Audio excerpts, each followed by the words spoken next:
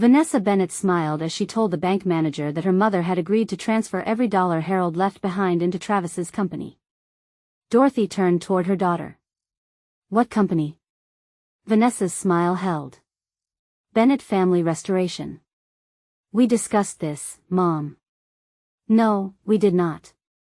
The manager's hand stopped above the keyboard. $214,000 sat in Dorothy's retirement account. 41 years of saving. Harold's pension. The money they had protected through layoffs, medical bills, and one roof replacement they could barely afford. Now Vanessa wanted it moved with a single wire transfer. She leaned closer to Dorothy. Please don't embarrass us. Hannah and Owen could lose their home. Dorothy looked through the glass wall toward the parking lot. Travis sat inside his black SUV. He had not come into the bank. He was watching the front doors and checking his phone. Vanessa slid a transfer authorization across the desk. A yellow tab marked the signature line. You only need to sign once. Dorothy did not touch the pen. Behind the manager, Walter Reed stepped away from the security desk. He was 62, broad-shouldered, and usually quiet. Before joining the bank, he had spent years reviewing financial fraud claims for a regional lender. His eyes moved from Vanessa to the receiving account on the manager's screen. Then he went still. Do not release that transfer, Walter said. Vanessa turned sharply. This is a private family matter. Walter looked at the branch manager. Mrs. Bennett's profile was changed from a new device 3 weeks ago, Walter said. The transfer request was prepared through that same device. The manager removed her hand from the keyboard. Vanessa's face changed. Only for a second. But Dorothy saw it. The bank had not stopped an investment. It had stopped something Vanessa expected to be completed before Dorothy understood where the money was going. Dorothy picked up the authorization. I do not approve this transfer. Then she looked at the manager. Freeze any recent changes to my account. Phone numbers. Email addresses. Security contacts. Everything. Vanessa stood. Mom, you're making a terrible mistake. Dorothy folded the unsigned form once. No. I'm finally asking the right question. The receiving account was suspicious. But it was not the part that frightened her most. Someone had already changed the contact information on Dorothy's account 6 weeks earlier. Hello, my friends. I'm Eleanor Brooks.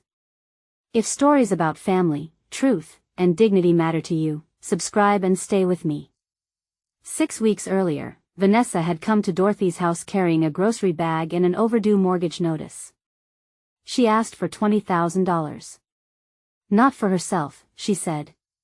For Hannah and Owen. Dorothy wrote the check before Vanessa finished explaining. Then Vanessa placed Dorothy's phone beside the checkbook. While I'm here, Mom, let me update your bank security settings. That was the first time Vanessa asked for access. It would not be the last. Dorothy wrote the check for $20,000. Vanessa folded it before the ink had fully dried. I'll pay you back as soon as Travis gets through this rough patch, she said. Dorothy looked at the overdue mortgage notice on the kitchen table. The amount due was less than $8,000. What happens to the rest? Property taxes. Late fees. Groceries. The kids need things. Vanessa said it quickly. As though speed made the answer complete. Dorothy nodded. Hannah was 16. Owen was 11. The thought of either child losing a bedroom had been enough. Vanessa picked up Dorothy's phone. The bank updated its security system. You should add me as a backup contact. I already have a backup number. Dad's number is still listed. Dorothy looked away. Harold's phone had been disconnected 2 months earlier. Vanessa touched her arm. Let me handle it. A verification code appeared on the screen. Dorothy read it aloud.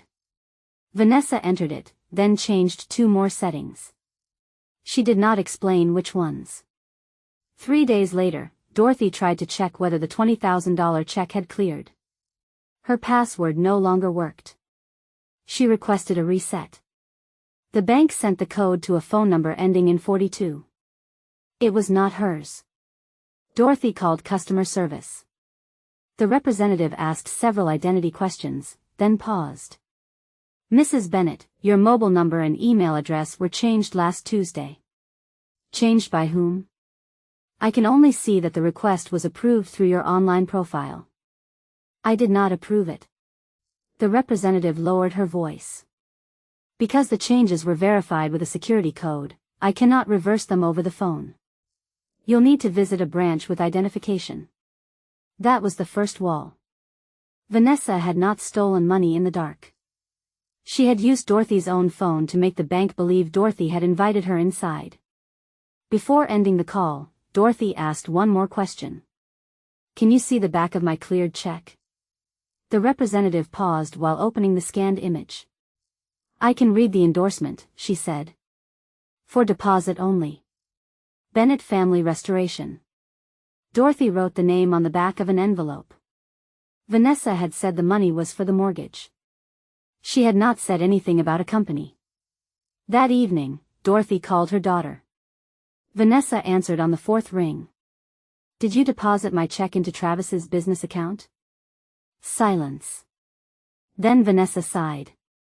Mom, it was easier that way. Easier for whom? We're moving money around until things settle. Dorothy looked at Harold's empty chair. What things? Vanessa's voice hardened. You gave me the money. You don't get to control every step after that. The call ended. Dorothy remained at the table. Then she opened the drawer where Harold had kept household receipts. Beneath them lay his old black notebook. A strip of yellow paper marked one page. Dorothy opened it. Her husband had written one sentence in the margin. And it was about money, family, and the moment trust begins to disappear. Dorothy opened Harold's black notebook. Most of the pages held ordinary things. The furnace filter size. The number for the roof company. The date property taxes were due. Harold had trusted paper more than memory. Dorothy turned to the page marked with yellow tape. One sentence had been written across the margin. The easiest way to take money from someone you love is to make them feel selfish for keeping it. Dorothy read it twice. Vanessa had not asked for $20,000 by talking about herself. She had talked about Hannah. About Owen. About changing schools. About losing their bedrooms. Dorothy had not written the check because she trusted Travis. She had written it because she loved her grandchildren. That difference mattered now.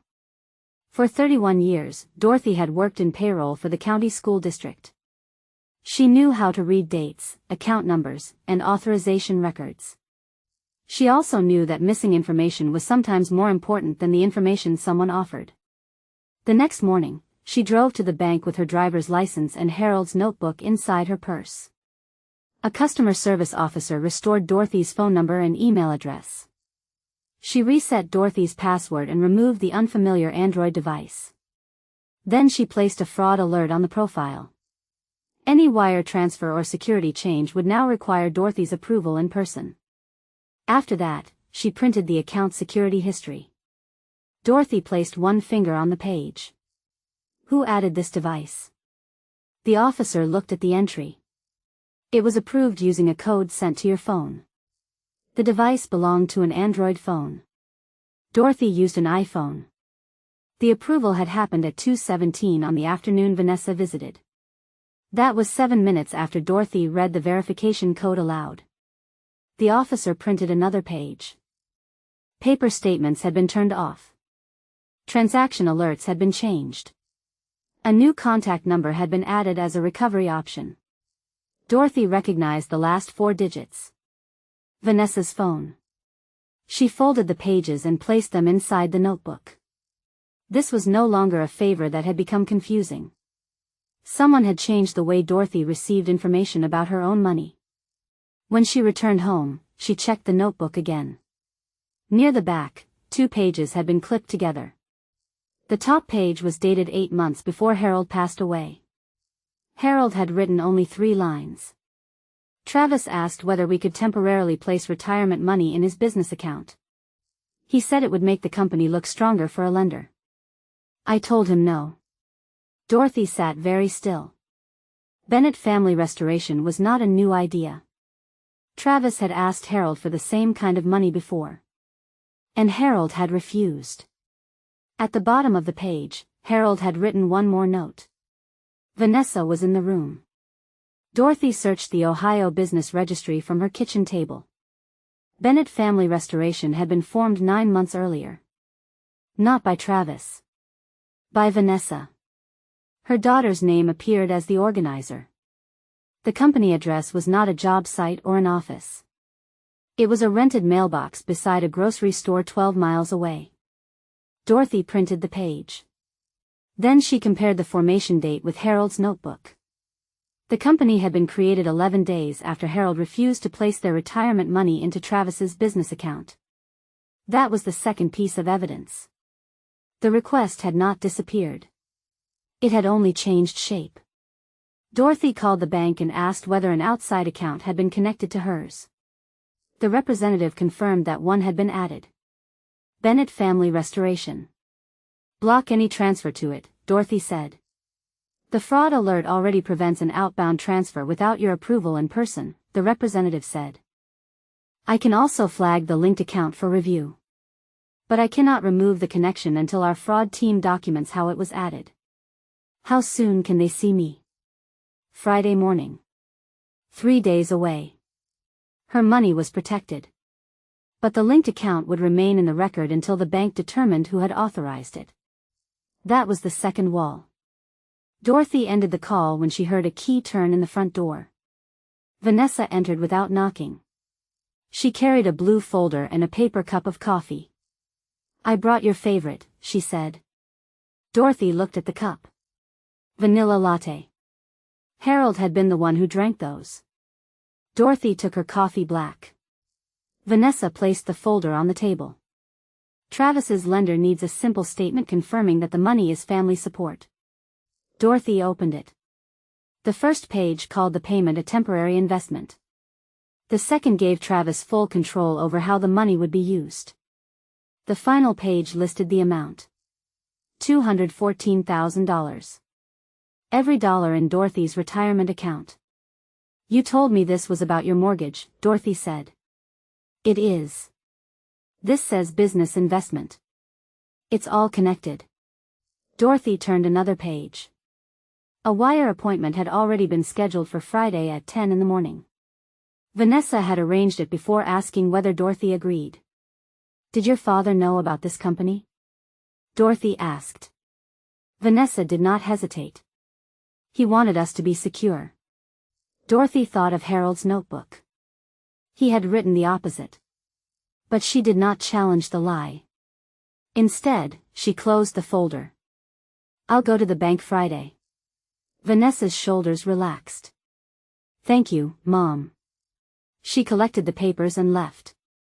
Dorothy waited until the car disappeared. Then she opened the photograph she had taken beneath the table.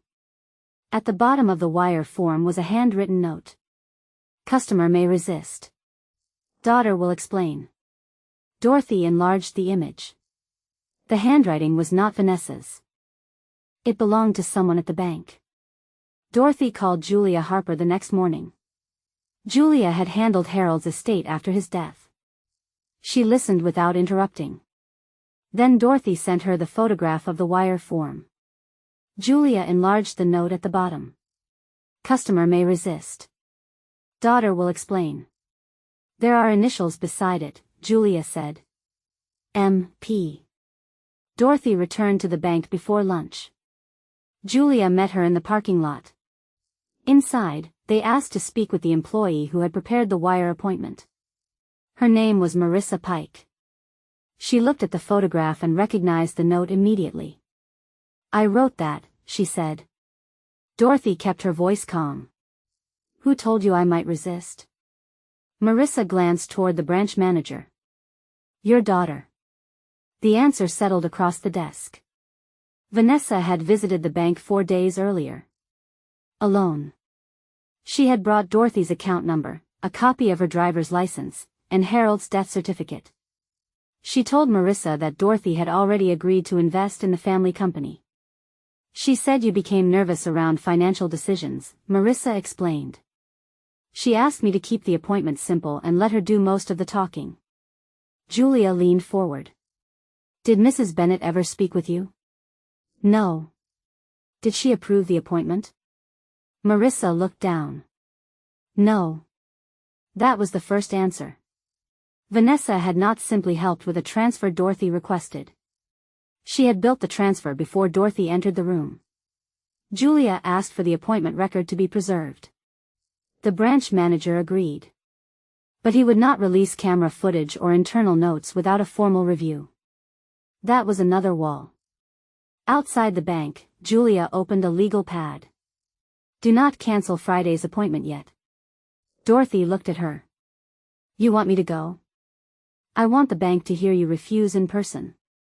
And I want Vanessa to explain the company while the transfer is still being monitored. Dorothy understood. If she confronted Vanessa at home, the story could change. At the bank, every answer would become part of the record. Julia circled the company name. We also need to know what happened to the first $20,000. Dorothy checked her phone. A message from Hannah had arrived. Grandma, are you going to the bank Friday? Dorothy typed back. Why are you asking? The reply came quickly. Dad said Friday is the day everything gets fixed. Then another message appeared. He told Mom not to bring me because I know where the first check went. Hannah met Dorothy at a diner near the county library. She arrived alone. Her backpack stayed on her lap. Dorothy did not ask why. She waited until Hannah was ready. Dad told Mom the first check bought them time, Hannah said. What kind of time? Hannah opened her phone. 3 weeks earlier, she had photographed a letter on the kitchen counter because she thought it was an eviction notice. It was not. It came from a commercial lender. Travis had applied for a business loan. The lender required Bennett Family Restoration to show $20,000 in available funds before reviewing the application. Dorothy looked at the date. Her check had been deposited the same afternoon the letter was issued. So the money never went toward your house? Hannah shook her head. The mortgage is behind. But Dad said the business loan would fix everything. She scrolled to another photograph. It showed a printed email from Travis. Once Dorothy's full balance arrives, leave it untouched until the lender verifies the account. After approval, we can move what we need. Dorothy read the sentence again. $214,000 was not being requested to save a home. It was being used to make Travis's company appear stronger than it was. How did you get this? Dorothy asked. Dad left his laptop open. Does your mother know? Hannah looked toward the window. She knows the money has to sit there for a few days. That was not my question. Hannah lowered her voice. Mom said Grandma would forgive her once the loan came through. Dorothy placed the phone on the table. Until that moment, part of her had believed Vanessa was being pushed by Travis. The business records had changed that belief. Hannah's photographs changed it again. Vanessa was not standing outside the plan. She was helping build it. Dorothy copied the images to her own phone and sent them to Julia. Then she looked at Hannah. You did the right thing by telling me. But you are not responsible for fixing this. What happens Friday? Dorothy folded Harold's notebook closed. Your parents still believe I'm going to the bank to sign. Are you? Yes. Hannah's eyes widened. Dorothy reached across the table and covered her granddaughter's hand. But I'm not going there to give them my money. For the first time, Dorothy had more than suspicion. She had a timeline. A purpose. And written proof that the transfer was meant to influence a lender. She called Julia from the parking lot. Keep the appointment, Dorothy said. And ask the bank to have its fraud team present. Friday was no longer a deadline Dorothy feared. It was the day Vanessa and Travis would be asked to explain their own words. Friday morning, Dorothy arrived at the bank with Julia beside her. Vanessa was already seated in the manager's office. Travis stood near the window. He had finally come inside. Walter Reed remained by the door. Across the table sat a woman from the bank's fraud department. By 10:12, the transfer had been stopped. The receiving account remained frozen for review. But Walter had found something else. The mailing address attached to Bennett Family Restoration was used in another complaint, he said. Travis leaned forward. What complaint? I can't discuss another customer's file.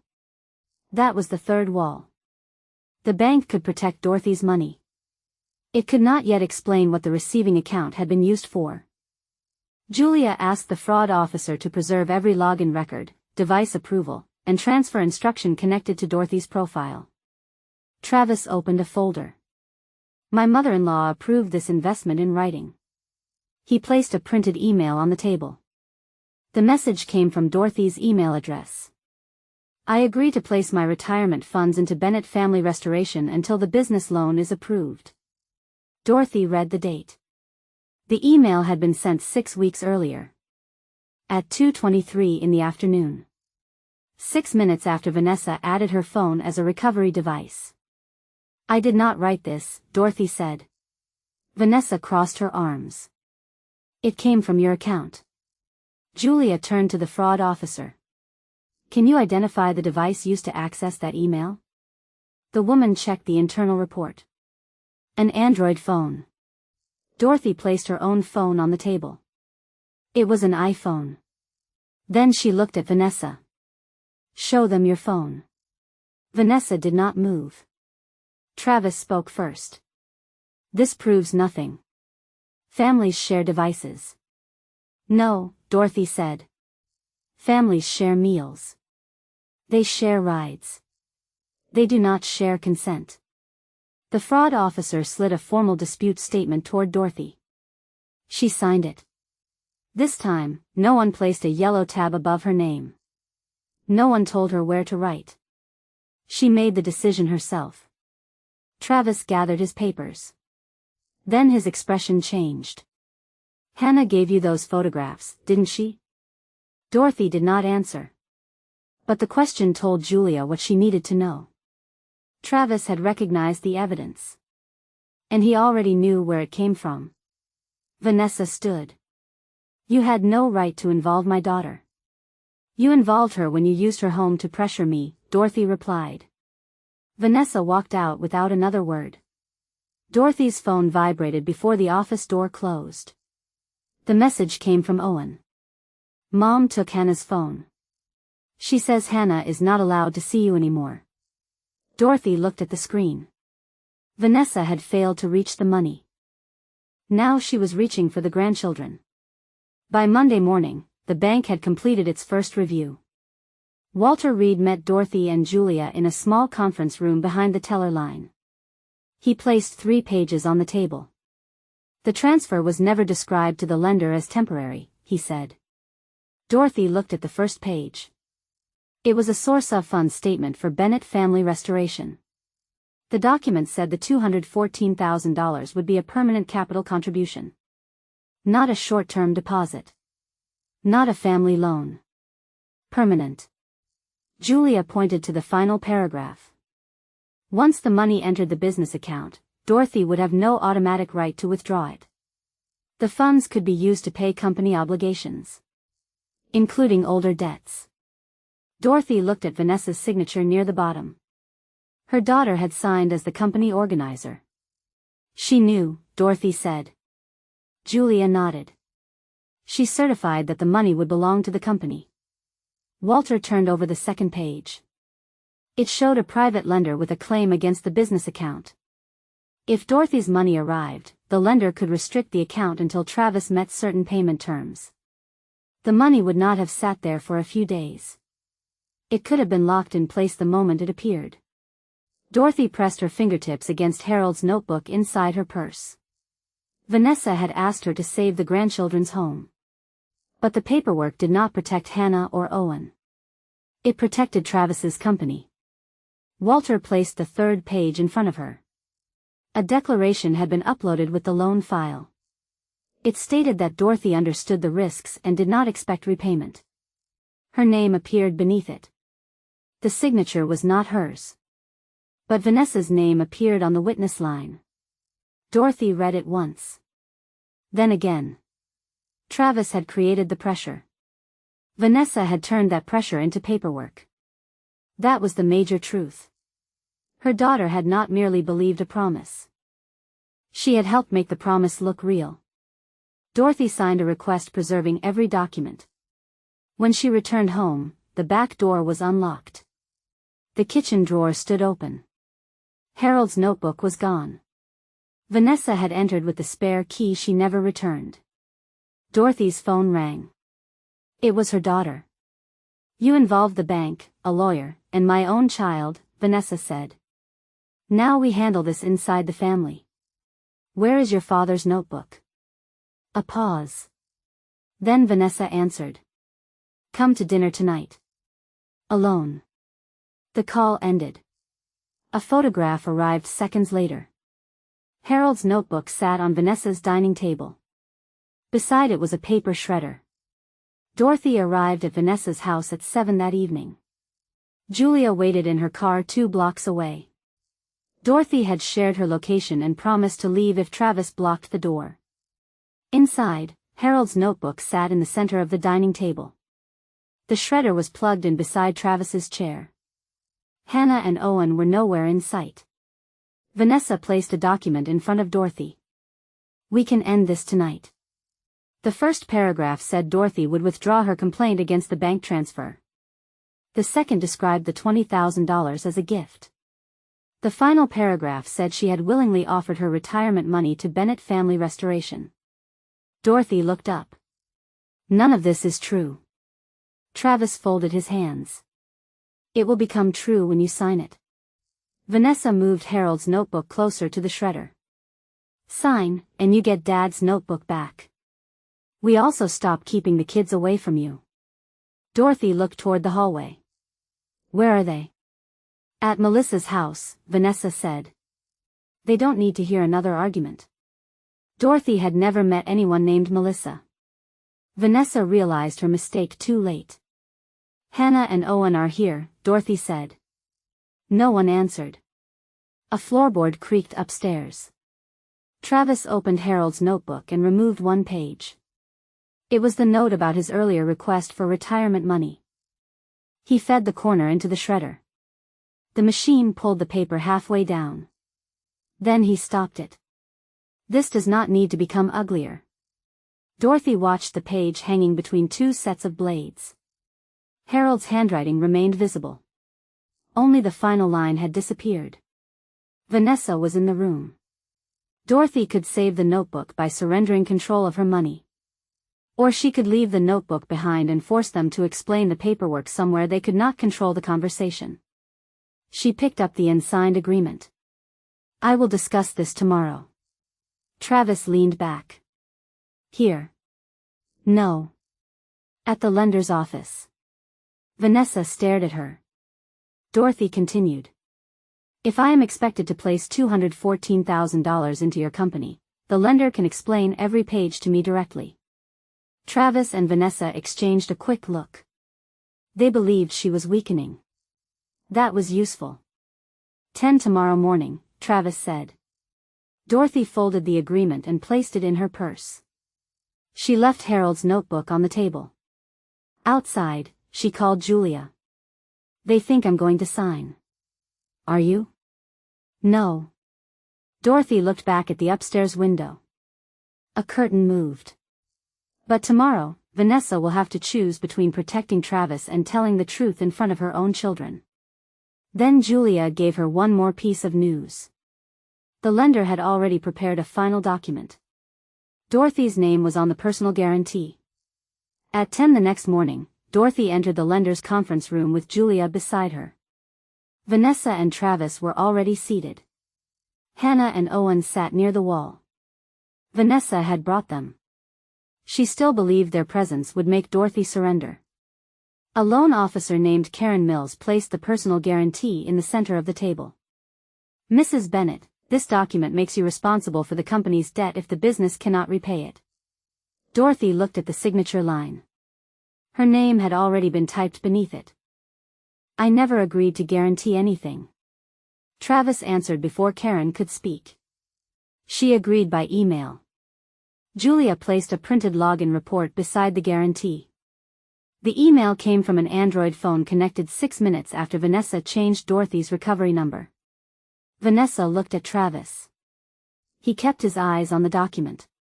Karen turned toward Dorothy. Did you authorize your daughter to access your email? No. Did you authorize the transfer of $214,000? No. Did you agree to make a permanent investment in this company? No. Travis pushed his chair back. This is being made more complicated than it is. The money was only supposed to remain in the account until the lender finished reviewing us. Karen's expression changed. The document you submitted says permanent capital. That was standard wording. It also says Mrs. Bennett did not expect repayment. Travis glanced at Vanessa. She looked toward Hannah. Hannah did not look away. Dorothy removed Harold's notebook page from a clear plastic sleeve. She had photographed it before leaving the diner. Harold refused this same request 8 months before he passed away. Vanessa's face tightened. Dorothy continued. You knew he refused. Vanessa lowered her voice. Dad did not understand how much pressure we were under. He understood enough to write it down. Travis leaned forward. We needed proof of funds. That was all. Julia pointed to the guarantee. Then why was Dorothy being made responsible for the debt? No one answered. Owen shifted in his chair. Dad said Grandma would never notice because she doesn't check email much. Vanessa closed her eyes. Travis turned toward him. Owen, stay out of this. Dorothy looked at her daughter. Did you use my phone to change the security settings? Vanessa's hands tightened together. Travis spoke again. She was trying to help you. Vanessa looked at Hannah. Then at Owen. Finally, she looked at Dorothy. Yes, she said. I used the code from your phone. The room went silent. And the email? Dorothy asked. Vanessa swallowed. I sent it. Karen closed the loan file. Then the guarantee is not valid. She placed both hands on the folder. And now we need to review every document your company submitted under Dorothy Bennett's name. Karen Mills closed the personal guarantee and placed it inside a red review folder. The loan application is suspended, she said. No funds will be released to Bennett Family Restoration. Travis stood. You cannot cancel everything because of one family disagreement. Karen did not raise her voice. This is not a disagreement. The application contains statements Dorothy Bennett says she did not authorize. Julia placed the source of funds form beside the disputed email. Then she added the declaration stating Dorothy did not expect repayment. Vanessa's signature appeared on both witness lines. Dorothy looked at her daughter. You knew the money would become company property. Vanessa stared at the table. Travis said it was temporary. The paperwork says permanent. He said lenders use stronger language. Travis turned toward her. Stop talking. Vanessa looked up. For the first time, she did not obey him. You told me the loan would save the house. It would have. You told me Mom would get the money back. She would have, once the business recovered. Karen opened another file. The company already has overdue obligations. Any new funds could have been restricted immediately. Vanessa's face lost its color. Dorothy did not feel satisfaction. Only clarity. Her daughter had helped create the plan. But Travis had made sure Vanessa never understood how little control either of them would have once the money arrived. Julia's phone vibrated. The message came from the bank's fraud department. Dorothy's retirement account had been secured. Vanessa's phone had been removed. The outside business account had been disconnected. Every recent profile change would require direct verification from Dorothy. Julia read the confirmation aloud. $214,000 remained untouched. The money Harold had saved was still Dorothy's. Travis reached for the documents. Karen covered them with one hand. These records must remain here. He looked toward Vanessa. This happened because you panicked. Hannah stood. No. It happened because Grandma asked questions. Owen moved beside his sister. Travis said nothing. Vanessa opened her purse and removed a small brass key. Dorothy recognized it immediately. Her spare house key. Vanessa placed it on the table. I took Dad's notebook because I thought you would use it against us. You used my phone, my email, and my money against me, Dorothy replied. Vanessa's eyes filled, but Dorothy did not look away. Where is the notebook? At home. It is still there. Julia arranged for it to be returned that afternoon. Karen marked the loan file denied. The disputed documents would be preserved for further review. Travis left the room alone. Vanessa remained seated with Hannah and Owen. Dorothy picked up the brass key. She had protected the money. She had recovered control. But the question left on the table was harder than any bank form. What could a mother offer her daughter after trust had been used as a password? 6 months later, Bennett Family Restoration no longer existed. The lender denied the application. The bank completed its review after securing Dorothy's account and preserving the disputed records for any further inquiry. Travis moved out of the family home before Thanksgiving. The debts attached to his company remained his responsibility. Vanessa found full-time work at a medical billing office. On the first Friday of every month, she mailed Dorothy a check for $400. The note line always said the same thing. Repayment. Dorothy deposited each check. She did not call it forgiveness. She called it accountability. Hannah and Owen visited her on Sunday afternoons. Sometimes they played cards. Sometimes they ate grilled cheese sandwiches at the kitchen table. No one asked them to carry messages between the adults. Dorothy made that rule clear. Children were not tools for pressure. Vanessa was allowed to visit too. But she had to call first. She no longer had a house key. She had no access to Dorothy's email, phone, or bank information. Trust would not return because Vanessa felt sorry. It would return only if her behavior remained different long enough to make the difference real.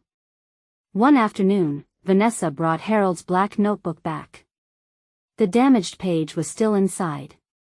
The bottom line had been cut away by the shredder. Dorothy already had the photograph.